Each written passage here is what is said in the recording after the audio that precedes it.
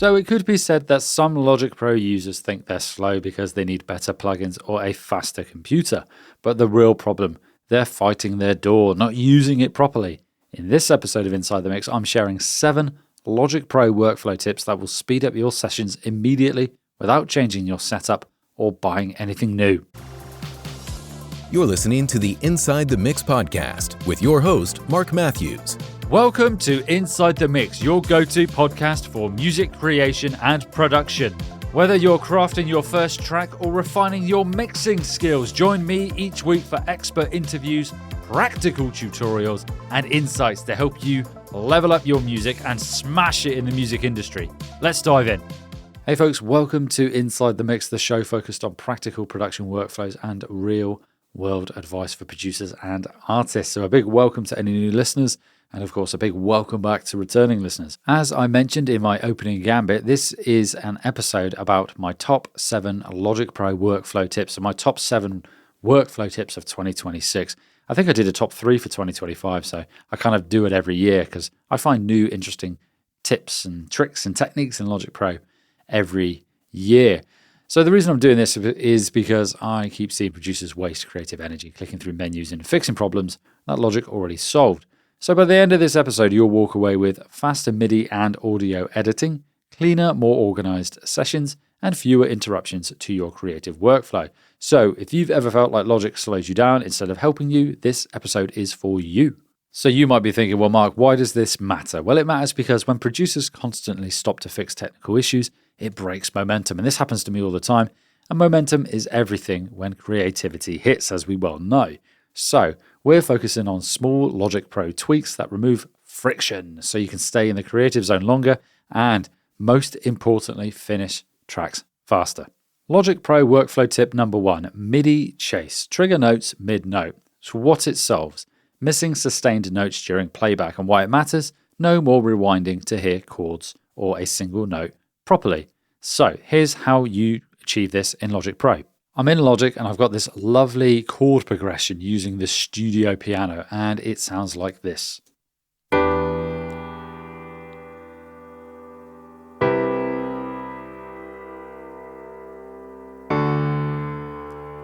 Okay, and if I stop it there and I press play, it won't trigger a MIDI note. It won't trigger the chord. It will trigger the next chord because it's halfway through the chord sequence. It's halfway through the notes themselves. So there will be a bit of a gap. There will be a bit of silence because I'm going to press play, but it won't trigger the chord that it's halfway through. It will trigger the next chord. So apologies for the silence. You'll get what I mean. There we are. But if I now put it back to where it was halfway through the chord and I go to File, Project Settings, and MIDI, and if I click on Chase and then I click on Notes, okay, so I've done that, and now if I press play, there you go, you can hear it started halfway through the note. It didn't sound great, but it certainly started halfway through the chords, rather. Well, I guess it's still the note, halfway through the chords. So to enable this, you go to File, Project Settings, MIDI, and then it's Chase, and then it's Notes. To summarize, enable MIDI Chase so Logic picks up notes even if playback starts mid-note or mid-chord. Never rewind just to hear MIDI again. Logic Pro workflow tip number 2 is the third tool. So what it solves, constant tool switching and wire masses, faster editing without breaking flow. So we're going to assign a third tool so your most used edit is always one click away. By default in Logic, I've got my pointer tool, which is my left click tool. I've got my marquee tool, which is my command click tool. But I've got a third tool here, which I've enabled, which is my right click tool, which is the gain tool. Now to enable this, you go to Logic Pro, Settings, and then click General. And then you've got right mouse button, and I've got it set to as assignable to a tool. Now you can change this to opens tool menu, opens shortcut menu, or opens tool and shortcut menu. But I've got is assignable to a tool, and I use that for the gain tool. So again, you go to Logic Pro, you go to Settings, so Logic Pro, and then Settings, and then General, and you've got right mouse button is assignable to a tool, and I've got it set to the gain tool. So my setup is left click is the pointer tool, the command click is the marquee tool, and the right-click tool is the gain tool. There we are, so you can now reduce clicks and stay focused. Logic Pro workflow tip number 3, auto color tracks in ascending order. What it solves: visual clutter. I'm all about organization. And why it matters: faster navigation and session clarity. Let Logic automatically color tracks so your sessions are readable at a glance. So how do we do this in Logic? The reason I use this in Logic is so that when I drag audio files into a project, it automatically colors them for me in ascending order. It kind of colors it from top to bottom in different colors, and it just makes it look visually appealing. And I find that works best for me in my creativity. I like things to be organized, and I like things to be colored appropriately. So if I go to Logic Pro and I go to Settings and I go to View, and what you can then do is you click on Tracks, and here you've got Appearance. So track color, I've got set to auto assign 24 colors, which is fine for me. And then I've got region color as track color, and marker color is auto assign 24 colors. So every time I create a new marker, it's going to assign a new color to that marker. Again, speeding up that workflow. I'm not having to worry about color coding my markers. It's already done for me. And the same when I import a track as well. And then the region's going to take on that track color. It's all about speeding up that workflow and speeding up that organization so I can be more creative. Again, to do that, you go to Logic Pro, Settings, View, and then Tracks. And then it's under Appearance. So in short, let Logic automatically color tracks so your sessions are more readable. Your eyes should work less, not more. Logic Pro workflow tip number 4, groove track, time align vocals or instruments. Now this is something I started using this year, and I use it for time aligning vocals. Now of course we've got tools like Vocaline, which are inherently, I think, better. However, Logic does have its own version. I say version, its own interpretation of time aligning instruments. And again, I use this pretty much only on vocals. So what it solves: timing inconsistencies, why it matters, faster tightening without manual edits. We're going to use Groove Track to align vocals naturally. There's a few more steps to get this working in Logic Pro compared to the other workflow tips I've mentioned so far. First things first, right click on a track and go to Track Header Components and make sure Groove Track is enabled. There should be a tick next to it. So make sure that's enabled. Then the track or audio you want to be your guide track. In this instance, I'm using a vocal track. You want to then, where you've got the track number, if you hover around there, you'll see a yellow star appear, and it says Set Track as Groove Track. So I click on that, and then all the other tracks after it, or any other tracks really, audio regions, you've got this blue tick that you can then add and remove. So anywhere where the blue tick doesn't exist, next to the track number, you can see it says Match Groove Track if you hover over the checkbox. And then if you tick that and then look at the audio, you'll see it snaps to time with your guide track. Tips here: make sure, specifically with vocals here, you've got the flex tool enabled. You want flex enabled on the track, and then set it to monophonic. And then it will snap in time with your guide track, your groove track. Now, top tip, don't leave it there, folks. Don't think, well, done, I can move on. Go in and check the markers, because you probably need to pull a few in and out because it's not going to be perfect, but it's a great place to start. So to summarize, right click on the track, Track Header Components, Groove Track. Make sure your groove track has been time aligned, so you're probably going to have to go and manually edit it so it's aligned correctly. Select it as your groove track next to the track number. If you hover there, you'll see it says Set as Groove Track, and then check the box of the tracks you want to then align to the groove track. Make sure they're monophonic, and you've also got flex enabled on those tracks. And remember, you are not done there. Go in and check those flex markers and make sure they're in the right place, as you'll probably get a few weird artifacts in there and some odd stretches. But again, it's a good place to start.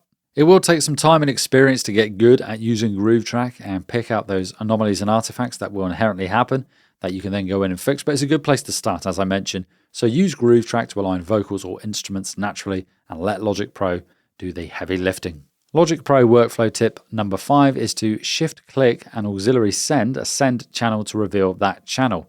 What it solves: hunting for an auxiliary send, and why it matters: faster mix decisions.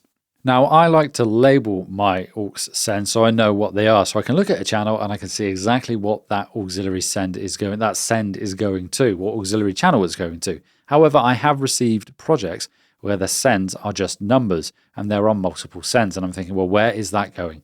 And a really quick way of finding out where that send is going, when you've got the actual mixer window open, if you shift click on an auxiliary send on a track, on a channel, it then highlights the auxiliary send that is going to. And it makes it so much easier to identify. Say, for example, I've got auxiliary send labeled number 23, and there are 23 aux sends, and I'm thinking, okay, well, I quickly want to identify that one. Or maybe it's labeled something totally differently altogether. I can just shift click, and Logic it's got this flashing white box around it, and it highlights it for me, and I can automatically see it. And it just speeds up that process. I'm not having to scroll through all my aux sends to find the auxiliary send I'm after.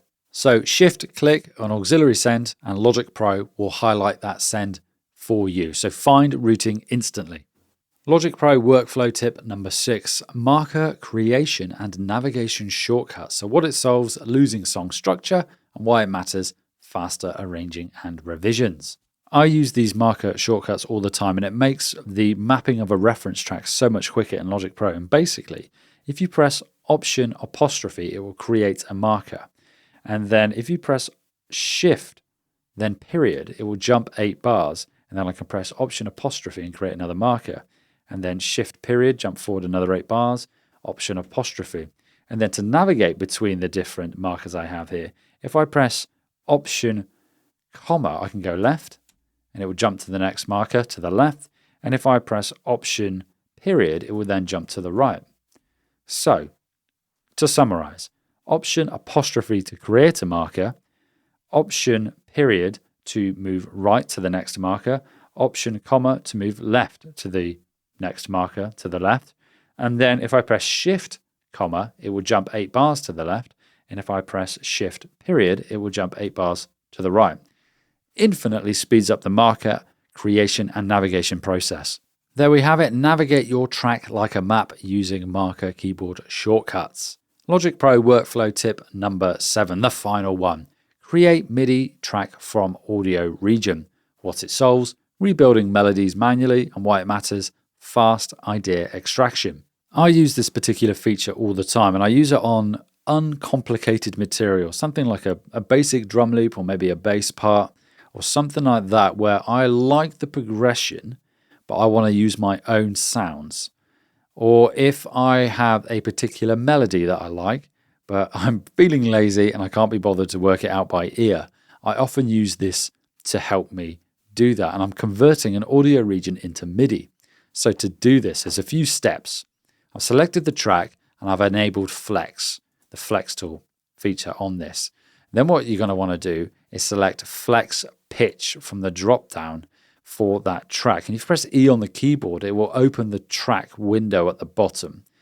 And what you then want to do is this. You go to Edit and click Create MIDI Track from Flex Pitch Data. And what it will do is it will create a new software instrument track at the bottom, and it will have the MIDI notes taken from that Flex Pitch data from that audio in terms of the note itself, timing, and also velocity. It's not perfect by any means, but it's a good place to start. And then you can replace the default software instrument with one of your choosing.